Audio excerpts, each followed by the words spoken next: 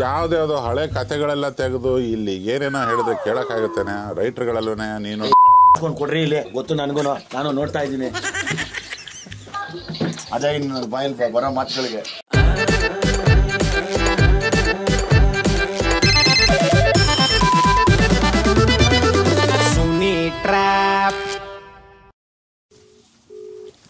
ಮಾಡಿದ್ದೀನಿ ಸರ್. ನಮಸ್ತೆ. ಎಲ್ಲಿದ್ದೆ ಸರ್? ಇಲ್ಲಿ ಅಜನೀಶ್ ಹತ್ರ. ಹೌದಾ? ಹೋಗ್ತಾ ಇದ್ದೀನಿ. ಅವನೆಲ್ಲಿ? ವಿಜಯಲ್ಲಿ? ಸರ್ ನೀವೇ ಮಾತಾಡ್ತೀವಿ, ವಾಯ್ಸ್ ಗೊತ್ತಾಯ್ತು. ಹೌದಾ? ಅಲ್ಲ, ನೀನು ಎಷ್ಟು ದಿವಸದಿಂದ ಕಾಯ್ಕೊಂಡಿದ್ದೆ ಇವೆಲ್ಲ ಮಾಡಕ್ಕೆ?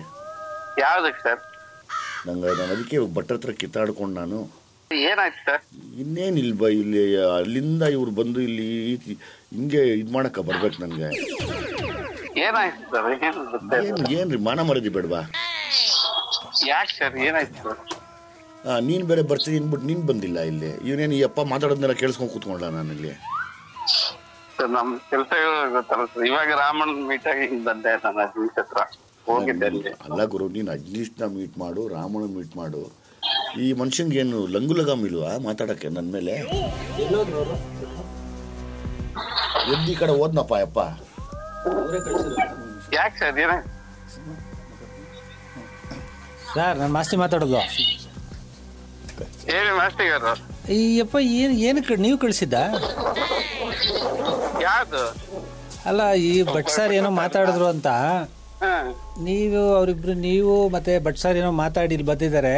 ಈ ಭಟ್ ಸರ್ ಏನ್ ಮಾತಾಡಿದ್ರು ಗೊತ್ತಿಲ್ಲ, ಈ ವಯ್ಯ ರೈಸ್ ಆಗಿ ಕೂತವ್ನೆ. ಅಲ್ಲ, ರಿಲೀಸ್ ಟೈಮ್ ಯಾಕೆ ಬೇಕಿದೆಲ್ಲ ಅಂತ. ಒಂದ್ ನಿಮಿಷ ಇರಿ, ನೀವೇ ಮಾತಾಡ್ಬೋದು. ನೀನೇನು ಹೇಳಿ, ಏನು ಹೇಳಿ ಕಳಿಸ್ತೆ ನೀನು? ಸರ್ ಅವ್ರ ಹತ್ರ ನಾನು ಏನು ಮಾತಾಡಿಲ್ಲ.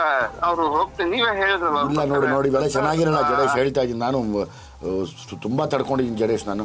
ಸರ್ ನಾನು ಏನು ಹೇಳಿಲ್ಲ, ಅವ್ರು ಏನ್ ಹೇಳಿದ್ರು ಅಂತ ನನ್ಗೆ ಗೊತ್ತಿಲ್ಲ ಸರ್. ಏನ್ ಬಾಯಿ ಬಂದಂಗೆ ಮಾತಾಡೋದ ಇವಯ್ಯ?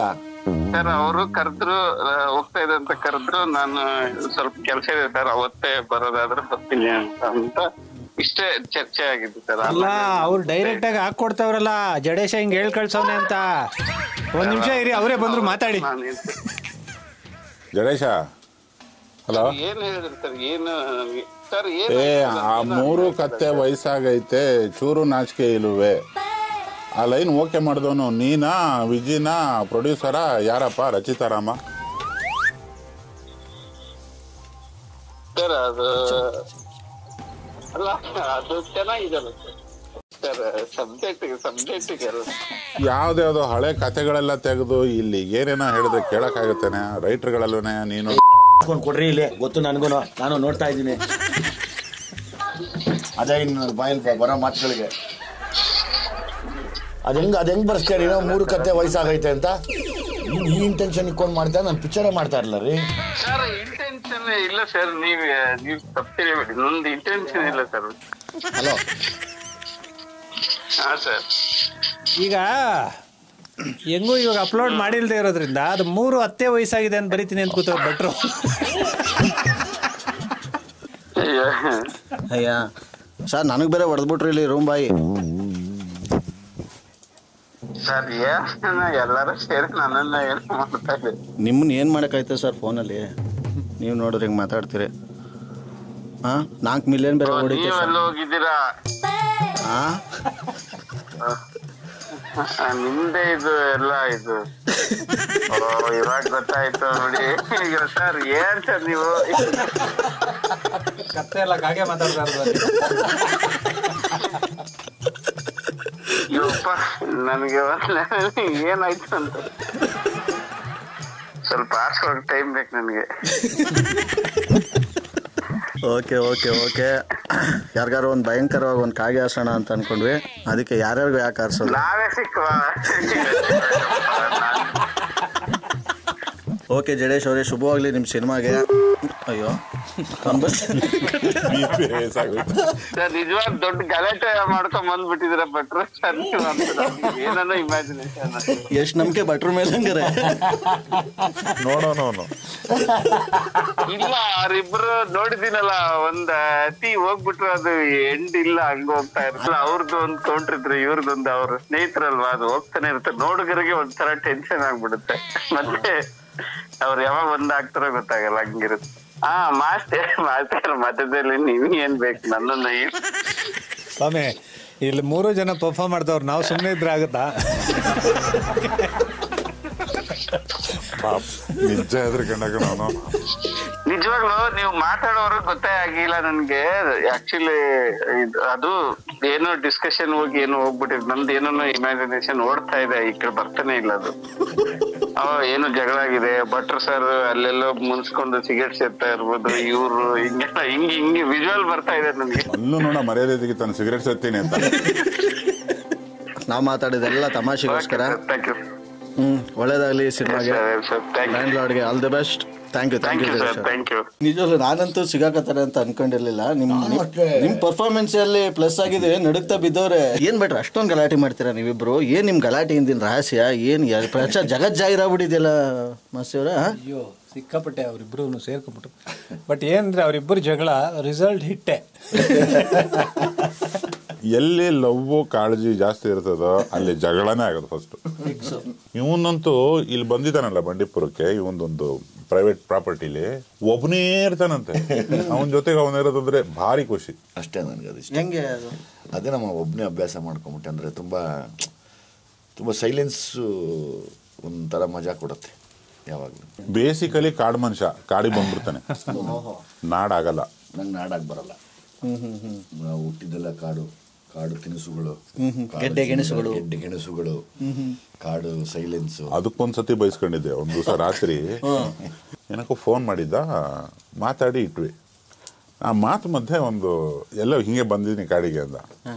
ನೀನು ಆದಿ ಮಾನವ ಆಗಿ ಇದ್ದಿದ್ದು, ನೀನು ಅಪ್ಡೇಟ್ ಆಗಿಲ್ಲ ಕಣ, ಅಲ್ಲೇ ಇದ್ದು ಬಿಡತ್ಲ, ಬರಬೇಡ ಊರಿಗೆ ಅಂದೆ. ಏನೋ ಅರ್ಜೆಂಟ್ ಕೆಲಸ ಇತ್ತು. ಈ ಟೈಟ್ಲ್ ಚೆನ್ನಾಗಿದೆಯಲ್ಲ ಆದಿ ಮಾನವ ಅಂತ ಒಂದೊಂದು ಫೋಟೋ ತೆಗೆದ್ಬಿಟ್ಟು ಡಿಸೈನ್ ಮಾಡಿದೆ. ಒಂದು ರಾತ್ರಿ 9 ಗಂಟೆಗೆ ಆದಿ ಮಾನವ ಹೆಂಗೈತೆ ಅಂತ ಕೇಳಿಸ್ತೆ. ಹಿಂಗಿದ್ದ ಅವ್ರು. ಹಾಗೆ ಗಿಡ ಮರ ಬಳ್ಳಿ ಹೂ ಬಿಟ್ಟಾಯ್ತು. ಆ ಹಾಡಲ್ಲೊಂದು ಕ್ಲೋಸಪ್ ಇದೆ, ಒಂದು ಅದು ಸ್ಕ್ರೀನ್ ಶಾಟ್ ತೆಗೆದು ಆದಿ ಮಾನವ ಅಂತ ಬರೆದು ಕಳಿಸ್ತೆ. ಒಂದು ಬೈದಾ ಅದು ಇನ್ಯಾವುದೋ ಡಿಸ್ಕಷನ್ ಈಗ ಏನಕ್ಕ ಬಂದಿರ್ತಾನೆ ಇಲ್ಲಿ. ಅಲ್ಲಿದು ಅಷ್ಟೂ ಸೇರಿಸಿ ಅವ್ರಿಗೆ ಹೋಗ್ಯೋದು ಸೇರಿ ನನಗೆ ಹೋಗ್ದ. ಸಿನಿಮಾ ಮಾಡೋದು ಕಷ್ಟ ಇದೆ. ಆದಿಮಾನವ ಕಾಸ್ಟ್ಯೂಮ್ ಡಿಸೈನ್ ಮಾಡಬೇಕು, ಕಾಸ್ಟ್ಯೂಮ್ ಇರಬಾರ್ದು, ಮತ್ತೆ ಅವ್ರು ಮಾಡೋ ಕಾಸ್ಟ್ಯೂಮ್ ಹತ್ರ ಈ ಮೇಕೆಗಳು ಓಡಾಡಬಾರ್ದು. ಎಳೆದು ಬಿಟ್ರೆ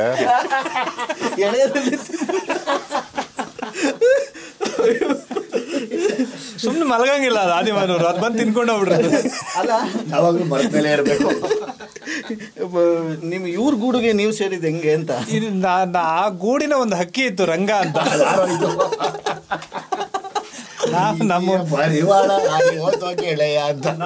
ಗುರುಗಳು ರಂಗಣ್ಣ ಅವರು, ಇವರೆಲ್ಲ ಕ್ಲೋಸು. ಅವರು ಗೂಡಿನ ಸದಸ್ಯ. ಸೊ ಅವ್ರು ಕರ್ಕೊಂಡೋಗಿ ಪರಿಚಯ ಮಾಡಿಸಿದ್ರು. ಓಕೆ ಭಟ್ರೆ, ಈಗ ಆಲ್ರೆಡಿ ಈ ಸಾಂಗ್ ಬಂದು ನಿಂಗವ ಸಾಂಗ್ ಇದೆ, ಅದು ಆನ್ ಸ್ಪಾಟ್ ಎಲ್ಲ ಕೊರಿಯೋಗ್ರಾಫ್ ಆಗಿದ್ದು ಅಂತ ಹೇಳ್ತಾ ಇದ್ರು ಜಡೇಶ್ ಅವರು.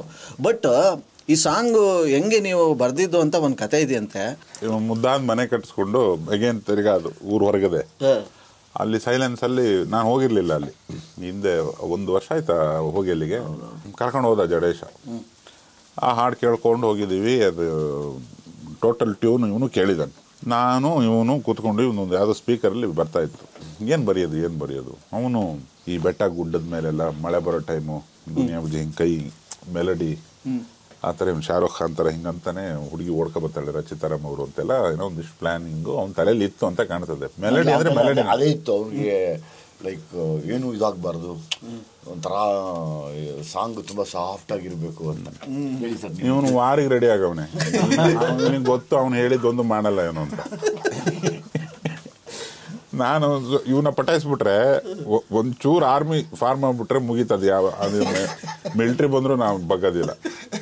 ಇವನು ಜಡೇಶ ಇದೇನಲ್ಲ, ಇವ್ನು ನಶಿ ಡಬ್ಬಿ 2 ಕಡೆನೂ ಮುಚ್ಚಳ ಹೆಂಗ್ ಬೇಕಾದ್ರೆ ತೆಗಿತಾನೆ. ಭಾರಿ ಕಷ್ಟ. ಅವನು ಜಿಗಣೆ ಹಿಡ್ದ ಅಂದ್ರೆ ಮುಗೀತು ಕತೆ.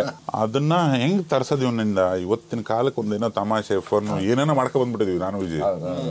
ಇದನ್ನ ಹೆಂಗ್ ತೋರ್ಸೋದು ಇವನ್ ತಲೆಗೆ ಅಂತ ಒಂದು ಅರ್ಧ ಗಂಟೆ ಕಣ್ಣಲ್ಲೇ ಬರ್ತಾ ಇದೆ. ಮತ್ ಮಾತಾಡಕ್ ಬಿಡ್ತಾ ಏನಾರ ಮಾತಾಡ್ಬಿಡ್ತಾರೆ ನನ್ನ ಮಕ್ಕಳು ಅಂತ ಅಡ್ಡ ಆಗ್ತಾವನೆ. ಕೊನೆಗೆ ಸಂಸಾರಸ್ತಾನ ನೀನು ಅಂದೆ. ಮಕ್ಕಳ ವ್ಯಸನ. ಈ ಮಕ್ಕಳು ಕಾಟ ಇದೆಯಲ್ಲ ಗಂಡ ಹೆಂಡತಿಗೆ, ಅದನ್ನ ಇಟ್ಕೊಂಡು ಮಾಡೋಣ ಹೆಂಗು ಇದ್ರಲ್ಲಿ ಸಂಸಾರಸ್ಥ. ಒಂದು ಹಳೆ ಕಾಲದಲ್ಲಿ ಲ್ಯಾಂಡ್ ಲಾರ್ಡ್ದು ಒಂದು ಮುದ್ದಾದ ಸಂಸಾರ, ಅವ್ರ ವೈಫ್ ರಚಿತಾರಾಮ್ ಅಂತೆಲ್ಲ ಹೇಳ್ದ. ಒಬ್ಳು ಮಗಳಿರ್ತಾಳೆ, ಅದು ದುನಿಯಾಜಿ ಮಗಳೇ ಮಾಡ್ತಿರೋದು. ಇನ್ನೊಂದು ಕೂಸು ಕೈಗೆ ಕೊಡುವೇನು ಅಂತ ಶುರು ಮಾಡೋಣ ಕಣ. ಅದು ಸೂಟ್ ಆಗ್ತದೆ, ನಾವೇನೋ ಮಾಡ್ತೀವಿ, ನೀವು ಸುಮ್ನಿರಪ್ಪ ಅಂತ ಇಟ್ಕೊಬಿಟ್ವಿ. ಆಯ್ತು ಮಾಡಿ ಸರ್ ಅಂದ. ಸರ್ ನಾನೇನೋ ಅನ್ಕೊಂಡ್ರೆ ಏನೋ ಮಾಡ್ಬಿಟ್ರಲ್ಲ ಸರ್, ಇಬ್ರು ಸೇರ್ಕೊಂಡು. ಅಲ್ಲೇ ಇವನ್ ಮುಂದೆನೆ ಪಲ್ಲವಿ ಬರೆದು ಅದಕ್ಕೆ ಜೋಡಿಸಿ ಈ ಒಂದು ಇದು ಬರೋದಲ್ಲ ಆ್ಯಡು, ಜನನ ನಿಯಂತ್ರಣದ್ದು. ಮಕ್ಕಳನ್ನೆಲ್ಲ ಮಲಗಿಸ್ಬಿಟ್ಟು ಗಂಡ ಹೆಂಡ್ತಿನ ಕರ್ಕೊಂಡು ಹೋಗೋನು. ಆ ಕಾನ್ಸೆಪ್ಟ್ ಮೇಲೆ ಎಂಡ್ ಮಾಡ್ಬಿಟ್ವಿ. ಅದು ಚೆನ್ನಾಗಿ ಆ್ಯಕ್ಟ್ ಬೇರೆ ಮಾಡೋಣ ಲಾಸ್ಟ್ ಶಾರ್ಟ್ ಸಾಂಗಲ್ಲಿ ಮುನಿಸ್ಕೊಂಡು ಮಲಗೋದು. ಎಲ್ಲ ಸಂಸಾರಸ್ಥರಿಗೆ ಒಂದು ತುಂಬ ಅಟ್ರಾಕ್ಟಿವ್ ಎಲಿಮೆಂಟ್ ಅದು. ಸಂಸಾರಸ್ಥರಿಗೆ ಅದು ಯಾವಾಗಲೂ ಮಿಸ್ಸಿಂಗ್ ಇನ್ ಆ್ಯಕ್ಷನ್ ಅದು.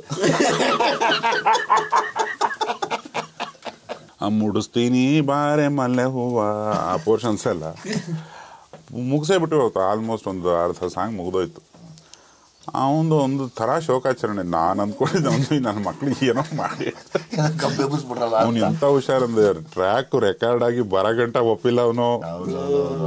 ನಂಗೆ ಇನ್ನೊಂದು ಚರಣ ಬೇಕು ಅಂದ. ಹಿಂಗೆ ಎಲ್ಲ ಮಾಡಿ ಮಾಡಿ ಮಾಡಿ ಕೊನೆಗೆ ವಿಜಯ್ ಪ್ರಕಾಶ್ ಹಾಡಿ ಅವನು ಫುಲ್ಲು ಫಿದಾ. ಇವಾಗ ಆ ಥರ ಆಗಿತ್ತು ಸಾಂಗ್. ಮತ್ತೆ ಲ್ಯಾಂಡ್ ಲಾರ್ಡ್ ಸಿನಿಮಾಗೆ ಇದು ಫನ್ ಎಲಿಮೆಂಟ್ ಕೂಡ ಆಯಿತು.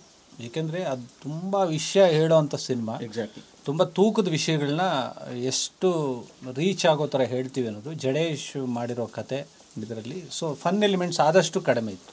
ಸೊ ಈ ವಿಜಯ್ ಅವ್ರು ಏನು ಪಾತ್ರ ಮಾಡಿದ್ರು ಅದನ್ನೇ ಎಂಟರ್ಟೈನ್ ಮಾಡಿಕೊಂಡು ಅದ್ರ ಮಧ್ಯೆ ಬರೋ ಸಾಂಗಲ್ಲಿ ಒಂದು ಸ್ವಲ್ಪ ಫನ್ ಕೊಡೋವಂಥದ್ದು, ರಿಲ್ಯಾಕ್ಸ್ ಮೂಡ್ಗೊಂದು ಕರ್ಕೊಂಡು ಹೋಗುತ್ತೆ ಆ ಸಾಂಗ್. ಬಟ್ ಸಿನಿಮಾ ಕತೆ ವಿಚಾರಕ್ಕೆ ಬಂದಾಗ ತುಂಬ ಘನವಾದ. ಹೌದು, ಕತೆ ಕೇಳಿದಾಗಲೇ ಹೇಳ್ತಾ ಇದ್ರು 80-90 ದಶಕದ ಕತೆ ಅಂತ, ತುಂಬ ಸೀರಿಯಸ್ ಆಗೇ ಇರುತ್ತೆ ಅಂತ. ಇದಕ್ಕೆ ನೀವು ಒಬ್ಬರು ಬರಹಗಾರರಾಗಿ ಎಷ್ಟು ನಿಮ್ಮ ಒಂದು ಒಳಗಡೆ ನಿಮ್ಮ ಒಂದು ಎಫರ್ಟ್ ಹಾಕಿ ಯಾವ ರೀತಿ ಇದಕ್ಕೆ ನೀವು ಬರೆದಿದ್ದೀರಾ? ಹೆಂಗನ್ನಿಸ್ತು ಇದ್ರದ್ದು ಕೆಲಸ? ಮೇಜರ್ ನಮಗೆ ಕತೆ ಮತ್ತು ಸ್ಕ್ರೀನ್ ಪ್ಲೇ ಅಷ್ಟು ಚೆನ್ನಾಗಿ ಕೊಟ್ಟಾಗ ಅದನ್ನು ಲೀಡ್ ಮಾಡ್ತಿರೋದು ವಿಜಯ್ ಅವರು, ರಚಿತಾರಾಮು ಮತ್ತು ವಿಜಯ್ ಅವ್ರ ಮಗಳು ಒಂದು ಮೇಜರ್ ಕ್ಯಾರೆಕ್ಟ್ರು, ಆಮೇಲೆ ರಾಜ್ ಬಿ ಶೆಟ್ಟಿ ಅವರು. ಸೊ ನಮಗೆ ಈ ಥರದ ಪಾತ್ರಗಳೂ ಕೊಟ್ಟಾಗ ಚೆನ್ನಾಗಿ ಬರೆಯೋದಕ್ಕೆ ಒಂದು ಇದಾಯಿತು. ಮತ್ತು ಸಂಭಾಷಣೆ ಪ್ರತಿಯೊಂದು ಒಂದು ಮೆಸೇಜ್ ಥರ ಇರುತ್ತೆ.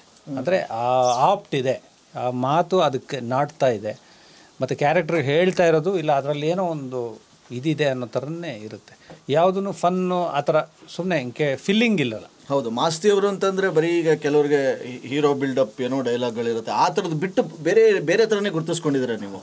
ಈಗ ನಿಮ್ಮದು ಹಿಂದಿನ ಸಿನಿಮಾಗಳನ್ನ ನೋಡಿದ್ರೆ ಈ ಸಿನಿಮಾದಲ್ಲೂ ಅಂಥದ್ದೇ ಒಂದು ಲೈನ್ ಅಂತಂದರೆ ಯಾವುದಾದ್ರೂ ಒಂದು ಲೈನ್ ಹೇಳೋಂಗಿದ್ರೆ ಯಾವುದು ಅಂತ ಹೇಳ್ತೀರಾ? ನಾನಾಗಲಿ, ಮ್ಯೂಸಿಕ್ ಡೈರೆಕ್ಟರ್ ಆಗಲಿ, ವಿಜಯ್ ಅವರಾಗಲಿ, ಭಟ್ ಸರ್ ಆಗಲಿ ನಿಂತಿದ್ದೀವಿ ಒಬ್ಬೊಬ್ಬರೇ ಲೈನಲ್ಲಿ ಅಂದರೆ ನನಗೆ ಒಬ್ಬೊಬ್ಬರನ್ನೇ ಈಗ ಕಬ್ಬು ಥರ ಬಿಡ್ತಾನೆ ಜಡೇಶ್ ಅನ್ನೋ ಥರನೇ ಅನಿಸುತ್ತೆ. ಮತ್ತು ಕಬ್ಬು ಒಂದ್ಸತಿ ಬಿಡಲ್ಲ, ತಿರ್ಗಾ ಹೇಳ್ಕೊಂಡು ಇನ್ನೊಂದ್ಸತಿ ಬಿಡ್ತಾನೆ ಗೊತ್ತಾ. ಅದು ಮಧ್ಯ ಒಂದೊಂದು ಶುಂಠಿ ಅಂದರೆ ಆ ಸ್ಯಾಟಿಸ್ಫ್ಯಾಕ್ಷನ್ ಇಲ್ಲದೆ ಇರೋದೇ ಕರೆಕ್ಟ್ ಒಬ್ಬ ಡೈರೆಕ್ಟ್ರಿಗೆ. ಆ ಟೈಮಲ್ಲಿ ನಮ್ಮ ಕೋಪ ಬಂದೇ ಬರುತ್ತಲ್ಲ ಎಷ್ಟಾದ್ರೂ. ನಾನು ಅಲ್ಲೂ ಬಾಯ್ ಎಲ್ಲ ಕಟ್ಕೊಂಡೆ ತಿರ್ಗಾ ಅದೇನೇ ಹೇಳ್ಬೇಡ ನನಗೆ ಬಾ ಆಯ್ತು ಬಾ ಅಂತ ಅಂದರೆ ಗೊತ್ತಾಗತ್ತೆ ಪಾಪ. ತಿರ್ಗಾ ಇನ್ನೇನು ಕೇಳ್ತಾವ್ರೆ ಆ ಥರದ್ದವ್ರು ಕಡಿಮೆ, ನಮಗೆ ಕಿತ್ಕೊಂಡು ತಿನ್ನೋರು ಕಡಿಮೆ. ಅದಿದ್ದಾಗಲೇ ನಾವೇನ ಕೊಡೋಕ್ಕೆ ಸಾಧ್ಯ. ಎಕ್ಸ್ಟ್ರಾರ್ಡಿನರಿ ಆಗಿ ಈಗ ಆಲ್ರೆಡಿ 4 ಮಿಲಿಯನ್ಗಿಂತ ರೀಚ್ ಆಗ್ತಾ ಇದೆ ಸಾಂಗು, ಟ್ರೆಂಡಿಂಗಲ್ಲಿದೆ ಸಾಂಗು. ನಿಮ್ಮ ಮೇಲೆ ಇನ್ನೊಬ್ಬರು ಕಂಪ್ಲೇಂಟ್ ಇದೆ. ಯಾರಪ್ಪ? ನಮ್ಮ ವಿಜಯ್ ಪ್ರಕಾಶ್ ಅವರು. ನೀವು ಕೊಟ್ಟಿರೋ ಪರ್ಫಾರ್ಮೆನ್ಸ್ ನೋಡ್ಬಿಟ್ಟು ಆ ಟ್ರ್ಯಾಕ್ನ 2ನೇ ಸಲ ಆಡಿದ್ದಾರೆ. ಹೌದು, ಹೇಳಿದ್ರು ನನಗೆ ಪರ್ಫಾರ್ಮೆನ್ಸ್ ನೋಡು ತಿರ್ಗಾ ಆಡಿದೆ ನಾನು, ನನಗೆ ತುಂಬ ಚೆನ್ನಾಗಿ ಮಾಡಿದ್ದೀರಾ ಅಂತ. ಇಲ್ಲ ಸರ್, ನಿಮ್ದು ಅದು ಬೇರೆ, ಅದು ಫುಲ್ಫಿಲ್ ಮಾಡೋದೇ ಬೇರೆ. ನೀವೆಲ್ಲನೂ ಅಂದರೆ ಜೀವ ತುಂಬೋದು ಅವರೆಲ್ಲನೂ. ಹಾಗಾಗಿ ಎಲ್ಲರ ಪ್ರೆಸೆನ್ಸು ಚೆನ್ನಾಗಿದ್ದಾಗಲೇ ಅದು ಸೂಪರ್ ಅನ್ಸೋದು. ಎಷ್ಟು ಗಂಟೆಗೆ ಶುರು ಆಗಿ ಎಷ್ಟು ಗಂಟೆಗೆ ಮುಗೀತು ಆ ಸಾಂಗ್? ಆ್ಯಕ್ಚುಲಿ ಅದು ಅವತ್ತು ಎಲ್ಲಿ ಆಡಿಯೋ ರಿಲೀಸ್ ಹಿಂದಿನ ದಿವಸ ತಯಾರಾಗಿರೋದು. ಓ ಆಡಿಯೋ ರಿಲೀಸ್ ಹಿಂದಿನ ದಿವಸ ವಿಜಯ್ ಪ್ರಕಾಶ್ ಅವ್ರು ಬಂದು ಒಂದ್ಸತಿ ಹಾಡಿ ಮತ್ತೊಂದ್ಸತಿ ಹಾಡಿದ್ದಾರೆ. ಹೌದು. ಈ ವಿಜುವಲ್ ತೋರಿಸಿದಾನೆ ಡೈರೆಕ್ಟರ್ ಸುಮ್ಮನೆ ಇಲ್ಲ ಅಂದ್ರೆ ಗ್ಯಾಪ್ ಅಲ್ಲಿ. ಮತ್ತೆ ಮನೆಗೆ ಹೋದೋ ರಾತ್ರಿ 2 ಗಂಟೆಗೆ ಬಂದು ನಂದು ಇನ್ನೊಂದೆರಡು ಕರೆಕ್ಷನ್ಸ್ ಇತ್ತು, ಎಲ್ಲ ಸೇರಿ ಹಾಡೋದ್ರು ಪಾಪ. 3 ಗಂಟೆ ಅವರು ಲೇಡಿನೂ ತುಂಬಾ ಚೆನ್ನಾಗಿ ಹಾಡಿದಾರೆ ಅವರು, ಫೀಮೇಲ್ ಅನನ್ಯ ಭಟ್. ಹಾಡು ಸಾರು 3 ಗಂಟೆ ರಾತ್ರಿ ಆಗಿತ್ತ ಬರೆಯಕ್ಕೆ. ಎಂಡ್ ಮಾಡಿದಾಗ 3 ಗಂಟೆ ರಾತ್ರಿ. ಇನ್ನೊಂದು 3 ಅವರ್ ಬರ್ದ್ಬಿಟ್ಟಿದ್ರೆ ಅವ್ರ ಮನೆಯವ್ರು ಬಂದು ಕೇಳೋರು, ಏನ್ ಬೇಗ ಎದ್ದು ಬಿಟ್ಟಿದ್ದೀರ ಅಂತ. ಮಲಗಿದ್ರಿ ಅಲ್ವಾ ಎದ್ದೊಳಕ್ಕೆ.